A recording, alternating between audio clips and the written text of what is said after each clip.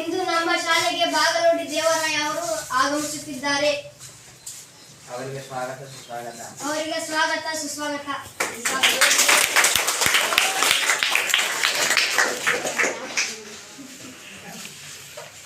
ಇವತ್ತು ಇವರ ಪರಿಚಯವನ್ನು ತಿಳಿದುಕೊಳ್ಳೋಣ. ಲೇಖಕರೇ, ನಿಮ್ಮ ಹೆಸರೇನು? ಬಾಗಲೋಡಿ ದೇವರಾಯ. ಲೇಖಕರೇ, ನೀವು ಯಾವ ಕಾಲೇಜಿನಲ್ಲಿ ಪ್ರಾಧ್ಯಾಪಕರಾಗಿ ಹೋಗಿದ್ದೀರಿ? ಮಂಗಳೂರಿನ ಸರ್ಕಾರಿ ಕಾಲೇಜಿನಲ್ಲಿ. ಲೇಖಕರೇ, ನೀವು ಯಾವ ಪರೀಕ್ಷೆಯಲ್ಲಿ ತೇರ್ಗಡೆ ಹೊಂದಿದ್ದೀರಿ? IAS ಪರೀಕ್ಷೆಯಲ್ಲಿ ತೇರ್ಗಡೆ ಹೊಂದಿದ್ದೇನೆ. ಲೇಖಕರೇ, ನೀವು ಯಾರ ಸಮಕಾಲೀನವರು? ಮಾಸ್ತಿಯವರು ಸಮಕಾಲೀನರು. ಲೇಖಕರೇ, ನೀವು ರಾಯಭಾರಿಯಾಗಿ ಯಾವ ದೇಶಗಳಿಗೆ ಕಾರ್ಯನಿರ್ವಹಿಸಲು ಹೋಗಿದ್ದೀರಿ? Italy, Nepal, New Zealand, Philippines, Bulgaria, Nigeria ಮುಂತಾದ ದೇಶಗಳಲ್ಲಿ. ಲೇಖಕರೇ, ನೀವು ಬರೆದಿರುವಂತಹ ಕಥಾ ಸಂಗ್ರಹಗಳಾವುವು? ಹುಟ್ಟು ಮುರುಶೀಪ, ಆರಾಧನಾ, ರುದ್ರಪ್ಪನ ರುದ್ರ, ಇತರ ಕಥಾ ಸಂಗ್ರಹಗಳು. ಲೇಖಕರೇ, ನೀವು ಒಟ್ಟು ಎಷ್ಟು ಕಥೆಗಳನ್ನು ಬರೆದಿದ್ದೀರಿ? 26 ಕಥೆಗಳನ್ನು ಬರೆದಿದ್ದೇನೆ.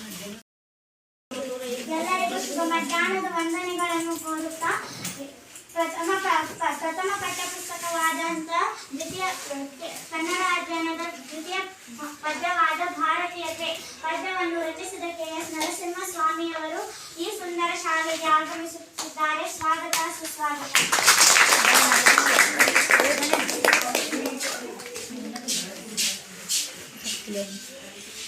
ನಿಮ್ಮನ್ನು ಕರೆಸಿದ ಕಾರಣವೇನೆಂದರೆ ನಿಮ್ಮ ಜೀವನ ಚರಿತ್ರೆಯನ್ನು ತಿಳಿದುಕೊಳ್ಳಲು. ಕವಿಗಳೇ, ನಿಮ್ಮ ಹೆಸರೇನು? KS ನರಸಿಂಹಸ್ವಾಮಿ. ಕವಿಗಳೇ, ನೀವು ಎಲ್ಲಿ ಜನಿಸಿದಿರಿ? ಮಂಡ್ಯ ಜಿಲ್ಲೆ ಕೃಷ್ಣರಾಜಪೇಟೆ ಟಿಕೆಯಲ್ಲಿ.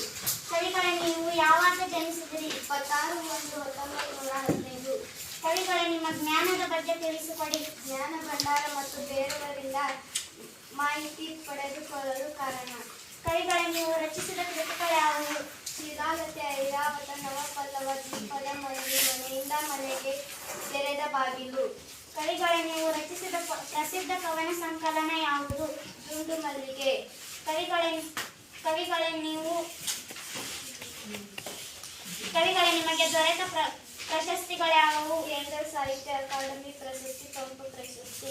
ಕವಿಗಳೇ, ನೀವು ರಚಿಸಿದ ಕವನ ಸಂಕಲನಗಳಿಗೆ ಯಾವ ಪ್ರಶಸ್ತಿ ಲಭಿಸಿದೆ? ಪಂಪ ಪ್ರಶಸ್ತಿ ಲಭಿಸಿದೆ. ಕವಿಗಳೇ, ನಿಮ್ಮನ್ನು ಯಾವ ಹೆಸರಿನಿಂದ ಕರೆಯುತ್ತಾರೆ? ಪ್ರೇಮ ಕವಿ.